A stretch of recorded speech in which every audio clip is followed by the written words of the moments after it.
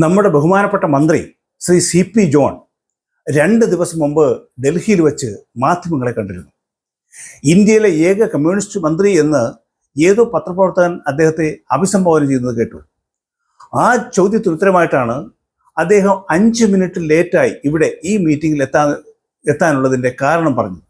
അദ്ദേഹം ശ്രീ യോഗേന്ദ്ര യാദവിനെ കാണാൻ പോയത് കൊണ്ടാണ് താമസിച്ചത് എന്നാണ് അദ്ദേഹം പറഞ്ഞത്. ശ്രീ യോഗേന്ദ്ര യാദവിനെ കേരളത്തിലെ പ്രബുദ്ധ മലയാളികൾക്ക് നന്നായി അറിയാം എന്ന് ഞാൻ കരുതുന്നു. സലീം എന്ന സാക്ഷാൽ പേരുള്ള യോഗേന്ദ്ര യാദവിനെ ആം ആദ്മി പാർട്ടിയിൽ നിന്ന് തുടക്കത്തിൽ തന്നെ കേജ്രിവാൾ ചവിട്ടി പുറത്താക്കിയ കാര്യമെങ്കിലും പല മലയാളികളും ഓർക്കുന്നുണ്ടായിരിക്കും. ഇടതുപക്ഷ വോക്ക് ലിബറൽ പരിവേഷമുള്ള ശ്രീമാൻ സലീം എന്ന യോഗേന്ദ്ര യാദവിനെ ശ്രീ CP ജോൺ കണ്ടതിൽ തെറ്റൊന്നുമില്ല. കേജ്രിവാൾ ആം ആദ്മി പാർട്ടി ഉണ്ടാക്കുന്നതിന് മുമ്പ് പുരോഗമനം പറയുമെങ്കിലും കോൺഗ്രസിലേക്ക് ചാഞ്ഞു നിന്ന ഒരാളാണ് സലീം. കേന്ദ്ര മാനവശേഷി മന്ത്രാലയത്തിലെ നാഷണൽ അഡ്വൈസറി കമ്മിറ്റി മെമ്പർ ആയിരുന്നു ഇദ്ദേഹം 2010 മുതൽ. യൂണിവേഴ്സിറ്റി ഗ്രാന്റ്സ് കമ്മീഷൻ അംഗവും ആയിരുന്നു. ഇതൊക്കെ കോൺഗ്രസിന്റെ ഭരണകാലത്ത് ഒപ്പിച്ചെടുത്ത ചില പദവികളാണ്. എങ്കിലും കോൺഗ്രസിന് എതിരായി ആം ആദ്മി പാർട്ടി ഉണ്ടാക്കിയപ്പോൾ അതിൻ്റെ കൂടെയും കൂടി. ശ്രീമാൻ സലീം ഏത് തരക്കാരനാണ് എന്ന് ഇതിൽ നിന്ന് മനസ്സിലായി കാണുമല്ലോ. എന്നാലും അത്തരം കാര്യങ്ങളിലേക്ക് ഞാൻ തൽക്കാലം പോകുന്നില്ല. ശ്രീ CP ജോൺ UDF പക്ഷക്കാരനായതുകൊണ്ട് സലീമിനെ കണ്ടതിൽ തെറ്റില്ല എന്ന് പറയാൻ മാത്രം ഞാൻ ഇത്രയും പറഞ്ഞു എന്നേ ഉള്ളൂ. മാത്രവുമല്ല, വടക്ക് വാളയാറും തെക്ക് പാറശാലയും കഴിഞ്ഞാൽ ഇവരെല്ലാം ഒന്നാണല്ലോ എന്ന് പല പ്രാവശ്യം അവർ തെളിയിച്ചിട്ടുമുണ്ട്. ഒരേ വണ്ടിയിൽ യുവന്മാർ ഇവർ എല്ലാവരുടെയും കൊടി വെച്ച് കെട്ടി പ്രചരണം നടത്തുന്നത് തമിഴ്നാട്ടിൽ നമ്മൾ കണ്ടിട്ടുള്ളതല്ലേ. പക്ഷേ ഇത് കേരളത്തിലെ മതേതരന്മാർ മനസ്സിലാക്കുന്നില്ല. അല്ലെങ്കിൽ മനസ്സിലായാൽ തന്നെ ഇവർ മനസ്സിലായില്ല എന്ന് നടിക്കും.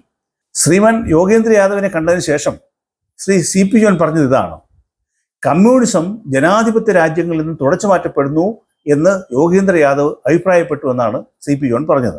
അതായത് ജനാധിപത്യവും കമ്മ്യൂണിസവും ഒരുമിച്ച് പോകില്ല എന്നർത്ഥം. ക്രിസ്ത്യാനിറ്റിയും ഇസ്ലാമിസവും ജനാധിപത്യവും ഒന്നിച്ചു പോകില്ല എന്നതുപോലെ കമ്മ്യൂണിസം, ഇസ്ലാമിസം, ക്രിസ്ത്യാനിറ്റി എന്നിവ മൂന്നും പങ്കെടുത്തത് ഒരേ സെമിറ്റിക് ആശയങ്ങളാണല്ലോ. മൂന്നിലും ജനങ്ങൾക്ക് സ്ഥാനമില്ല. ഒറ്റ പ്രവാചകന്റെയും ഒറ്റ പുസ്തകത്തിൻ്റെയും ആജ്ഞകൾ അനുസരിച്ച് മാത്രം കാര്യങ്ങൾ നടക്കും. ഭൂലോകം സൃഷ്ടിച്ചത് താങ്കളാണെന്ന് പറയും. എന്നാൽ ഞങ്ങൾ എല്ലാം ചേർന്ന് ഉന്തുന്നത് കൊണ്ടാണ് ഭൂഗോളം തിരിയുന്നതെന്നും ഇവർ അവകാശപ്പെടും. ഇവിടെ വിഷയം കമ്മ്യൂണിസം ആയതുകൊണ്ട് ഞാൻ മറ്റെല്ലാം വിടുന്നു. എങ്കിലും കഴിഞ്ഞ 10 കൊല്ലം കേരളത്തിലെ പ്രബുദ്ധ മലയാളികൾ അത് അനുഭവിച്ചതുകൊണ്ട് വീണ്ടും കമ്മ്യൂണിസത്തിൻ്റെ ഗുണദോഷങ്ങൾ പറഞ്ഞ് ഞാൻ നിങ്ങളെ ബോറടിപ്പിക്കുന്നില്ല. എന്നാലും ചില കാര്യങ്ങൾ നിങ്ങളെ ഓർമ്മിപ്പിക്കാനും ചിലത് ഓർമ്മപ്പെടുത്താനുമാണ് ഈ വീഡിയോ ശ്രമിക്കുന്നത്. അതിൽ ആദ്യം പറയേണ്ട കാര്യം തിരുവനന്തപുരം കോർപ്പറേഷനെ കുറിച്ചാണ്. കഴിഞ്ഞ 40 വർഷം തിരുവനന്തപുരം നഗരത്തെ ഭരിച്ച് ഒരു പരുവമാക്കിയ ഇടതുപക്ഷത്തെ നാട്ടുകാർ കൂടി രക്ഷാപ്രവർത്തനം നടത്തി പറഞ്ഞു വിട്ടത് തിരുവനന്തപുരത്തെ കമ്മ്യൂണിസ്റ്റുകാർക്ക് ഇപ്പോഴും മനസ്സിലാക്കിയിട്ടില്ല. കഴിഞ്ഞ ദിവസം മേയറുടെ മുറിക്ക് മുൻപിൽ നടന്ന നാടകം അതാണ് തെളിയിക്കുന്നത്. മേയർക്കും മറ്റു ഭരണപക്ഷത്തുള്ള മെമ്പർമാർക്കും പരിക്ക് പറ്റി എന്ന വാർത്തയും കണ്ടു. മാധ്യമങ്ങൾ വഴി അത് എല്ലാവരും കണ്ടതുകൊണ്ട് അതിൻ്റെ ശരിതെറ്റുകളിലേക്ക് ഞാൻ കടക്കുന്നില്ല. ഇന്നലെ സെക്രട്ടേറിയറ്റിന് മുൻപിൽ CPMന്റെ വിദ്യാർത്ഥി വിഭാഗമായ SFI സമരം നടത്തുന്നത് കണ്ടു. സമരങ്ങൾ ഉണ്ടാവണം, ജനാധിപത്യത്തിൽ സമരങ്ങൾക്ക് പ്രസക്തിയുണ്ട്. പക്ഷേ കുട്ടി സഖാക്കൾ കയ്യിൽ ബ്ലേഡുമായിട്ടാണ് സമരത്തിനെത്തിയത്. പോലീസുകാർക്ക് പരിക്ക് പറ്റി. തുടർ അന്വേഷണത്തിലാണ് ബ്ലേഡ് കണ്ടെത്തിയത്. കാട്ടാക്കട നിന്നും അൽ അമീൻ എന്ന പേരുള്ള ഒരു വിദ്യാർത്ഥിയെ പോലീസ് ഇന്ന് അറസ്റ്റ് ചെയ്തു എന്ന വാർത്തയും കണ്ടു. ഞാൻ പറഞ്ഞു വരുന്നത് സലീം പറഞ്ഞതായി ശ്രീ CP ജോൺ പറഞ്ഞ അഭിപ്രായത്തിലേക്കാണ്. കമ്മ്യൂണിസം പരാജയപ്പെട്ടിരിക്കുന്നു. അതൊരു ജനാധിപത്യ സംവിധാനത്തിന് ചേർന്ന തത്വശാസ്ത്രമല്ല, അത് ഏകാധിപത്യത്തിൻ്റെ തത്വശാസ്ത്രമാണ്. ജനാധിപത്യ പ്രക്രിയയിൽ ജനവിധിക്ക് ആണ് പരമാധികാരം കൽപ്പിക്കുന്നത്. ജനങ്ങൾ ഏതെങ്കിലും ഒരു പാർട്ടിയെ ഭരണത്തിലേറ്റുന്നതും പ്രതിപക്ഷത്തിരുത്തുന്നതും അവരുടെ വിലയിരുത്തലുകളുടെ അടിസ്ഥാനത്തിലാണ്. എന്നാൽ കേരളത്തിൽ അടുത്തിടെയുണ്ടായ രാഷ്ട്രീയ മാറ്റങ്ങൾക്ക് ശേഷം ഭരണം നഷ്ടപ്പെട്ടതിൻ്റെ നിരാശയും വാശിയും തീർക്കാൻ കമ്മ്യൂണിസ്റ്റ് പാർട്ടി പൊതുനിരത്തുകളെ യുദ്ധക്കളമാക്കുന്ന കാഴ്ചയാണ് നാം കാണുന്നത്.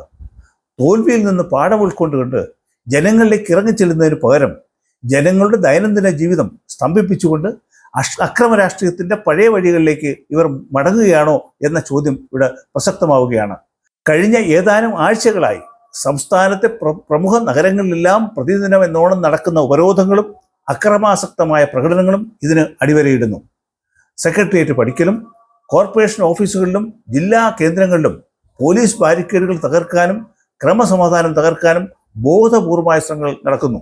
ഈ തെരുവ് യുദ്ധങ്ങളുടെ എല്ലാം നേരിട്ടുള്ള ഇരകൾ മറ്റാരുമല്ല, ഈ നാട്ടിലെ സാധാരണക്കാരായ നികുതിദായകരാണ്. ഭരണഘടനാപരമായി പ്രതിഷേധിക്കാനും സമരം ചെയ്യാനും ഏതൊരു രാഷ്ട്രീയ പാർട്ടിക്കും അവകാശമുണ്ട്.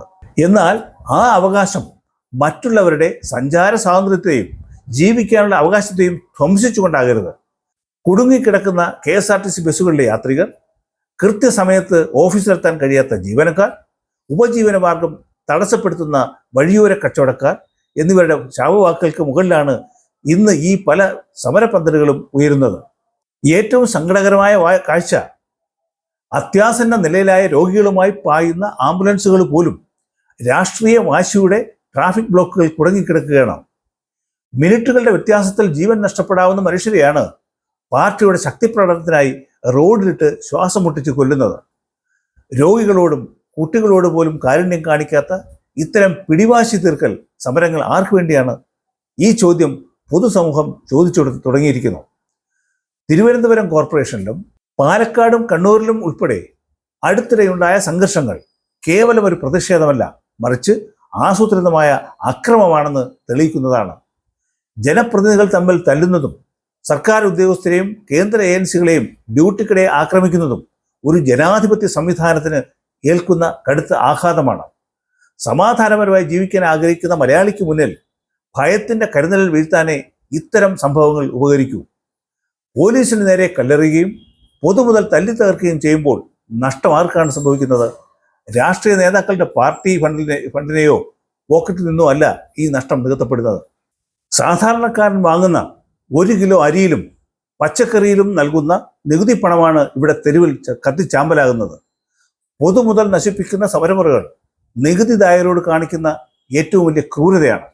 കേരളത്തിലെ ഇന്നത്തെ തലമുറ രാഷ്ട്രീയ അക്രമങ്ങളെയും അനാവശ്യ ഹർത്താലുകളെയും പാടെ തള്ളിക്കളയുന്നവരാണ്.